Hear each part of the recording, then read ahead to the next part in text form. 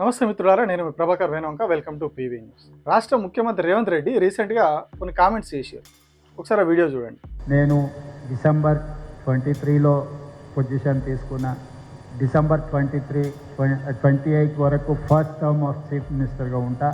So ఆ first టర్మ్లోనే మీరు 100th hospital start చేసి ఆ ఇనాగరేషన్కు నన్ను పిలవాలని.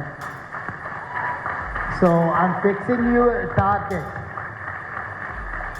2028 December 3rd లోపల you have to reach your 100th hospital of Apollo in the country. Maybe in Telangana, maybe in Andhra Pradesh, maybe in Bangalore, maybe in Delhi. I don't mind anywhere. Apollo is going to serve for the nation. ఇది Apollo హాస్పిటల్కి సంబంధించినటువంటి ఒక programme. వాళ్ళ hospital ఒకటి Hyderabad financial డిస్ట్రిక్ట్లో వాళ్ళ branch ఒకటి opening కార్యక్రమంలో పోతే అక్కడ మాట్లాడి ఆయన చెప్పే విషయం ఏంది, నేను ఫస్ట్ టర్మ్ ముఖ్యమంత్రిగా ఉండగానే, అంటే ఇంకొక 2-2.5 ఏళ్ళ టైం ఉంది కదా, ఈ గ్యాప్లోనే మీరు 100వ హాస్పిటల్ ఓపెన్ చేయాలి అపోలో హాస్పిటల్ అని చెప్పి వాళ్ళకు చెప్పాడు. ప్రైవేట్ హాస్పిటల్, అది అపోలో హాస్పిటల్ అనేది ప్రైవేట్. వాళ్ళ హాస్పిటల్ 100వ హాస్పిటల్ ఓపెన్ కావాలి, అది కూడా నేను ఫస్ట్ టర్మ్ ముఖ్యమంత్రిగా ఉండగానే కావాలి అని చెప్పి వాళ్ళకైనా సలహా ఇస్తుండు. వాళ్ళ మంచి కోరి ఆయన చెప్తా ఉన్నాడు. సో మంచిదే, తోటల్లో మంచి కోరుకోవడంలో తప్పు లేదు. పక్క వాళ్ళు కూడా ఎదగాలి, మంచిగా ఉండాలని కోరుకోవాలి, అదొక మనిషిగా కనీస బాధ్యత. కానీ ఆయన ఒక ముఖ్యమంత్రి, తెలంగాణ రాష్ట్రానికి ముఖ్యమంత్రిగా ఉన్నాడు. తెలంగాణ రాష్ట్రంలో ప్రైవేటు మీద ఎంత ప్రేమ చూపిస్తున్నాడో, అపోలో హాస్పిటల్ మీద ఎంత ప్రేమ చూపిస్తున్నాడో, ప్రభుత్వ వ్యవస్థల మీద, ప్రభుత్వ హాస్పిటల్స్ మీద కూడా అంతే ప్రేమ చూపించాల్సినటువంటి బాధ్యత ఆయనకున్నది. అంతేకాదు, అంతకు మించిన ప్రేమ చూపించాలి, అంతకు మించిన ఫెసిలిటీస్ కల్పించాలి. కానీ మన ముఖ్యమంత్రి ఏం చేస్తున్నారు? ముఖ్యమంత్రి అయిన మొదటి రోజు నుంచి, అంటే ముఖ్యమంత్రి అయిన తొలి నాళ్ళ నుంచి ఇప్పటి వరకు కంప్లీట్గా ప్రైవేట్ హాస్పిటల్స్ మీదనే ఫోకస్ పెట్టారు. వరంగల్లో ముఖ్యమంత్రి అయిన కొద్ది రోజులకే వరంగల్లో మెడికవర్ హాస్పిటల్ ఓపెన్ చేస్తారు. ఆ తర్వాత కొద్ది రోజులకే మళ్ళీ హైదరాబాద్లో మెడికవర్ హాస్పిటల్ ఓపెన్ చేస్తారు. ఇప్పుడు అపోలో హాస్పిటల్కి వెళ్ళి మీరు 100వ హాస్పిటల్ పెట్టాలని చెప్పి చెప్తారు. సో మరి ఎవరి కోసం పనిచేస్తున్నాడు? ప్రైవేట్ వాళ్ళ కోసం పనిచేస్తున్నాడా, ప్రజల కోసం పనిచేస్తున్నాడు? నిజంగానే ముఖ్యమంత్రి హోదాలో ఉన్న వ్యక్తి చేయాల్సింది ఏంది? ప్రభుత్వ హాస్పిటల్స్ వసతులు మెరుగుపరచాలి, ప్రభుత్వ హాస్పిటల్స్ సంఖ్య పెంచాలి, అక్కడ అన్ని సరిగ్గా అందుతున్నాయని ఎప్పటికప్పుడు చెక్ చేసుకొని దాని మీద వీళ్ళు పనిచేయాలి. కానీ వీళ్ళు చేస్తున్నది ఏంది? ప్రభుత్వ హాస్పిటల్స్ని వదిలేసి, గాలికి వదిలేసి ప్రైవేట్ హాస్పిటల్లో మంచిని కోరుకుంటా ఉన్నారు.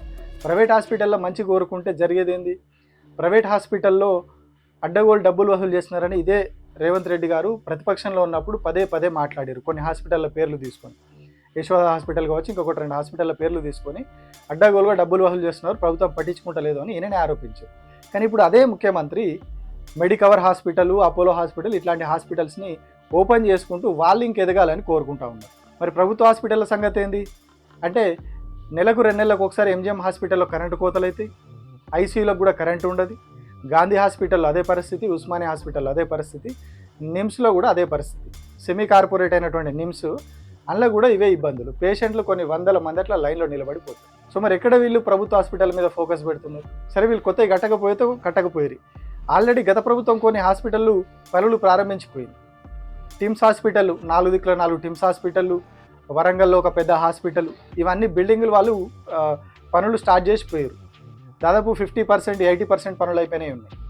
మరి ఎక్కడ కూడా వాటిని ప్రారంభించే దిశగా, అక్కడ పనుల వేగం పెంచే దిశగా ఎక్కడ కూడా వీళ్ళకి కనిపిస్తలేదు. సనత్ నగర్ టిమ్స్ ఉన్నది, దాన్ని ఉగాది పండుగకే ఓపెన్ చేస్తామని చెప్పారు. మరి ఉగాది పండుగ ఇంకా వాళ్ళకి అయిపోయినట్టున్నది. ఏప్రిల్ నెల ఎండింగ్కి వచ్చి మనం మేలకు కూడా ఎంటర్ అవుతా ఉన్నాము, అయినా కూడా వాళ్ళకి ఇంకా ఉగాది పండుగ అయిపోయినట్టుంది. సో ఇప్పటివరకు దాని ఉసులేదు. మరి ఎక్కడ వీళ్ళు ప్రజల ఆరోగ్యం మీద ఎక్కడ ఫోకస్ పెడుతున్నారు? ప్రజల ఆరోగ్యం మెరుగుపడాలంటే ప్రభుత్వ హాస్పిటళ్ళు మెరుగుపడాలి, అప్పుడు బాగుపడుతుంది. రీసెంట్గా ఉస్మానియా డెంటల్ కాలేజ్కి పోతే అక్కడ కింద 100 మంది తోసుకుంటున్నారు. రైల్వే స్టేషన్లో పండుగలప్పుడు ఎట్లా రష్ ఉంటుందో అట్లున్నది అక్కడ రష్, ప్రతిరోజు అట్లే ఉంటుంది. మరి ఎక్కడ వీళ్ళు వసతులు మెరుగుపరుస్తున్నారు? ఎక్కడ వీళ్ళు ప్రజలకు మంచి చేస్తున్నారు? ఎక్కడ ప్రభుత్వ హాస్పిటల్లో ఫెసిలిటీ పెంచుతున్నారు? లేదు. కానీ ప్రైవేట్ హాస్పిటల్ మీద ప్రేమ ఒలకపోస్తారు. సరే, సాధారణ ప్రజలకు సంబంధించిన వైద్య సేవలు ఇట్లున్నాయి. కనీసం మరి కొద్దిగా జర్నలిస్టులు, వార్తలు రాసేటోళ్ళు ప్రభుత్వం గురించి నెగిటివ్గా రాస్తారేమన్న భయంతో మరి జర్నలిస్టులకు ఏమైనా మంచి చేస్తున్నారు అంటే ఈ విషయం ఎందుకు చెప్తున్నా అంటే, స్వయంగా వీళ్ళే చెప్పుకున్నారు. జర్నలిస్టులకి అట్లాగే రిటైర్డ్ ఎంప్లాయీస్కి వెల్నెస్ సెంటర్లు అని కొన్ని పెట్టింది ప్రభుత్వం. హెల్త్ కార్డులు ఇస్తుంది, ఆ హెల్త్ కార్డుతో అక్కడికి వెళ్తే ఉచితంగా ట్రీట్మెంట్ చేస్తారు. అట్లాంటి వెల్నెస్ సెంటర్లను మేము కంప్లీట్ అద్భుతంగా మార్చేస్తున్నాము. ఇక అన్ని మెడిసిన్స్, అన్ని టెస్టులు, ప్రతి ఒక్కటి అక్కడ ఫుల్ ఫ్లెడ్జ్డ్గా స్టాఫ్ని పెడుతున్నాము, డాక్టర్లు, పారామెడికల్ సిబ్బంది అందరినీ పెడుతున్నాము. అసలు ఇక అత్యద్భుతంగా మారిపోతాయని చెప్పి చెప్పి దాదాపు 6 నెలలు గడిచిపోయింది. ఇప్పుడు ఎవరైనా వెల్నెస్ సెంటర్కి వెళ్తే అక్కడ పరిస్థితులు ఎట్లున్నాయో అర్థమవుతుంది. అప్పటికి ఏం మారలేదు. గతంలో ఏవైతే సేవలు అందుతున్నాయో అందులోనే ఇంకా స్టాఫ్ దగ్గర తప్పితే కొత్తగా అందుతున్నటువంటి సేవలు ఏం లేవు. కొత్తగా డయాగ్నోస్టిక్ కావచ్చు, కొత్తగా స్కానింగ్లు కావచ్చు, ఏవి కొత్తగా ఏం రాలేదు. సేమ్ పాతది ఏది ఉన్నదో అదే ఉన్నది, ఇంకా కొత్త స్టాఫే తగ్గింది. సో మరి మేము అద్భుతంగా చేసినాము అని చెప్పి పబ్లిసిటీ చేసుకున్నారు. 4 రోజులు పోతే అసలు జర్నలిస్టుల వైద్య సేవలన్నీ ఆహా ఓహో అన్నారు. మరి ఏది అది కూడా గాయం. సిరిసిల్ల జిల్లాలో డెలివరీ కోసం ప్రభుత్వ హాస్పిటల్కి పోతే డాక్టర్ లేడని చెప్పి ఆ గర్భిణిని బయటకు పంపించేసి సేమ్ సిరిసిల్లలోనే ఇట్లాంటి 2 ఘటనలు జరిగినాయి కొద్ది రోజుల వ్యవధిలో. రాష్ట్ర వ్యాప్తంగా ఇదే పరిస్థితి ఉన్నది. ప్రభుత్వ హాస్పిటల్స్లో మెడిసిన్స్ దొరకాయి, అవి మన ఇంజక్షన్లు ఉంటే అవి దొరకాయి, సరిగా వసతులు ఉండయి, ఆ పరిసరాలు గబ్బు కొడతా ఉంటాయి. సో ఇవన్నీ పోయి లాస్ట్కి డస్ట్బిన్ కవర్లు కూడా లేవు. భూపాలపల్లిలో ఒక ఎమ్మెల్యేనే పోయి తిట్టిండు అక్కడ ఉన్నటువంటి ఆ సూపర్వైజర్ని, డస్ట్బిన్ కవర్లు లేవు అని చెప్పినందుకు. ఇవ్వాల్సింది ప్రభుత్వమే కానీ లేవు అని చెప్తే ఆయన తిట్టారు.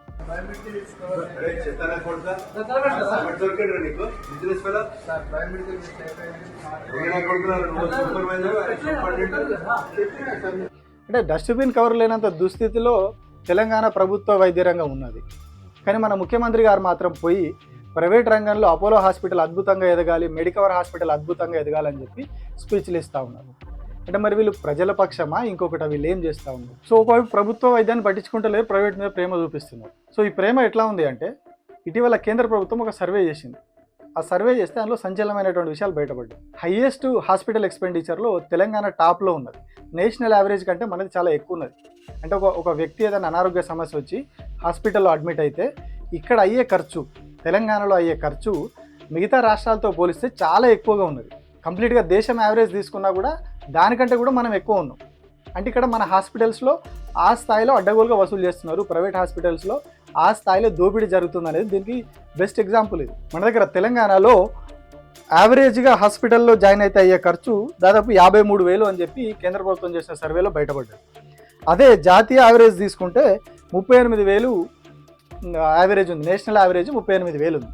మన తెలంగాణది మాత్రం 53,000. ఇది హైయెస్ట్, దేశంలోనే హైయెస్ట్ ఇది. అంటే ఇక్కడ మన హాస్పిటళ్ళు ఏ స్థాయిలో ముక్కుపిండి వసూలు చేస్తూ ఉన్నాయో, ఏ స్థాయిలో అడగోలుగా వసూలు చేస్తున్నాయో అర్థం చేసుకో. దేశం మొత్తం సగటు తీస్తేనే 38,000 ఉంటుంది, మనది ఆల్మోస్ట్ కొద్దిగా అటు ఇటుగా డబుల్ అయిపోతూ ఉన్నది. రెట్టింపుకు కొంత తక్కువ ఉన్నది అంతే మనది. అంటే ఇక్కడ మన దగ్గర ఉన్నటువంటి ప్రైవేట్ కార్పొరేట్ హాస్పిటల్స్ కావచ్చు, డయాగ్నోస్టిక్ సెంటర్లు కావచ్చు, ఏ స్థాయిలో దోపిడీ చేస్తూ ఉన్నాయో, ఏ స్థాయిలో ప్రజలను పిండుకుంటా ఉన్నాయి, వాళ్ళ రక్తం పిండుకుంటా ఉన్నాయో ఈ జాతీయ సర్వేని చెప్పింది. ఏదో ఫేక్ ఎవడో ప్రైవేట్ వాడు చేసింది కాదు, కేంద్ర ప్రభుత్వ సర్వే. ఎట్లా ఉన్నది హాస్పిటల్ల పరిస్థితి దేశంలో అని చెప్పి సర్వే చేస్తే ఇగో ఇది బయటపడ్డది. సో దీన్ని కదా సెట్ చేయాలి ఒక ముఖ్యమంత్రిగా, దీన్ని కదా తగ్గియాలి. ఈ యావరేజ్ కాస్ట్ అయితే ఏదైతుందో ఆ యావరేజ్ కాస్ట్ని కదా తగ్గియాలి. ఒక పేదోడు ఒక ప్రమాదకర పరిస్థితిలో హాస్పిటల్కి వెళ్తే మినిమం 1,00,000-2 లక్షలు కట్టండి ఏ కార్పొరేట్ హాస్పిటల్ కూడా జాయిన్ చేసుకుంటలేదు. వీళ్ళు ఏదో యావరేజ్ వేసి ఇంకా వీళ్ళు తక్కువ వేసారు లెక్క, కానీ మినిమం 2 లక్షలు కట్టకుండా ఏ హాస్పిటల్ కూడా జాయిన్ చేసుకుంటలేదు కొంత సీరియస్ కండిషన్లో వెళ్తే. సో ఒక 2 రోజులు హాస్పిటల్లో ఉండి చనిపోయినా కూడా వాడు ఏం ట్రీట్మెంట్ చేసినా చేయకుండా 5 నుంచి 10 లక్షల రూపాయలు ఈజీగా గుంజుతా ఉన్నారు. ఇదంతా జరుగుతున్నది, కళ్ళ ముందు జరుగుతున్నది ఇదంతా. కానీ దీని మీద ఎక్కడ చర్యలు ఉండవు, దీని మీద ఎక్కడ కూడా రాష్ట్ర ప్రభుత్వం చర్యలు తీసుకోదు. ప్రైవేట్ హాస్పిటల్ మీద చర్యలు ఉండవు, ప్రభుత్వ హాస్పిటల్స్ని పట్టించుకోరు, ప్రైవేట్ హాస్పిటల్స్ మీద చర్యలు ఉండవు. సో ప్రభుత్వ హాస్పిటల్కి పోదామంటే అక్కడ సౌకర్యాలు ఉండవు, ఇక్కడ సౌకర్యాలు ఉంటాయని పోతే ఇక వీళ్ళ దోపిడీ ఇట్లా ఉంటుంది. స్వయంగా కేంద్ర ప్రభుత్వం చెప్పింది, సిగ్గుచేటు మనకి తెలంగాణకి. ఈ స్థాయిలో ఇక్కడ రేట్లు ఉన్నాయి, వాటిని ఎందుకు కంట్రోల్ చేయలేకపోతున్నది రాష్ట్ర ప్రభుత్వం? కంట్రోల్ చేయాల్సింది పోయి వాళ్ళకి ప్రమోషన్ చేస్తూ ఉన్నాడు ముఖ్యమంత్రి. ప్రైవేట్ హాస్పిటల్స్కి ప్రమోషన్ చేస్తున్నాడు. మీరు అద్భుతంగా ఎదగాలి, ఇంకా హాస్పిటల్స్ పెట్టాలి, ఇంకా ప్రజల్ని దోసుకోవాలి మీరు. అంతే కదా, వాళ్ళు ఎదగాలంటే దోసుకోవాలన్నట్టే కదా. వాళ్ళు వసూలు చేస్తున్న ఓపీ ఛార్జీలు ఎంత, వాళ్ళు ట్రీట్మెంట్కి వసూలు చేస్తున్నది ఎంత, అడ్డగోలుగా డయాగ్నోస్టిక్ టెస్టులు చేస్తున్నది ఎట్లా, ఈ లెక్కలన్నీ కూడా ఉన్నాయి కదా. ఇది కేంద్ర ప్రభుత్వం చేసిన సర్వే. సో దీనికి సంబంధించిన డీటెయిల్డ్ డేటా కూడా రాష్ట్ర ప్రభుత్వానికి వస్తుంది, రాష్ట్ర ఆరోగ్య శాఖకు వస్తుంది. సో ఆ డేటాను పెట్టుకొని ప్రైవేట్ హాస్పిటల్ మీద, కార్పొరేట్ హాస్పిటల్ మీద చర్యలు తీసుకోవచ్చు. సో వాళ్ళ కట్టడి చేయడానికి ప్రభుత్వ హాస్పిటల్స్ని పెంచవచ్చు. ఆల్రెడీ బిల్డింగ్లు రెడీగా ఉన్నాయి 4-5.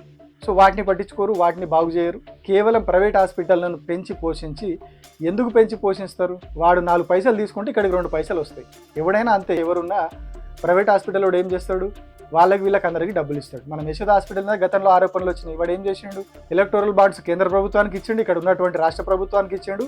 అప్పుడు అపోజిషన్లో ఉన్నటువంటి పార్టీలకు కూడా పోయింది. సో ఫైనల్ డెస్టినేషన్ అది, ప్రైవేట్ హాస్పిటల్ని పెంచి పోషించే ఉద్దేశం అది. సో ఇప్పుడు కేంద్ర ప్రభుత్వం చెప్పింది తెలంగాణలో ఇంత దుర్భరంగా ఉంది పరిస్థితి, హైయెస్ట్ యావరేజ్ ఖర్చు ఉంది ఇక్కడ, దాన్ని తగ్గియాలి. సో మరి ఇగో ఇట్లా ప్రైవేట్ హాస్పిటల్, అపోలో హాస్పిటల్ అని, మెడికవర్ అని ఓపెన్ చేసుకుంటుంటే ఇక తెలంగాణ ప్రజల ఆరోగ్యం, తెలంగాణ ప్రజల పైసలు ఆ దేవుడే చూసుకోవాలి. ఎందుకంటే ప్రభుత్వ హాస్పిటల్కి పోతే పానాలు నిలుస్తాయనే భరోసా లేదు. సో ఇది మన రాష్ట్ర ప్రభుత్వం, మన ముఖ్యమంత్రి చేస్తున్నటువంటి పని. Thank you.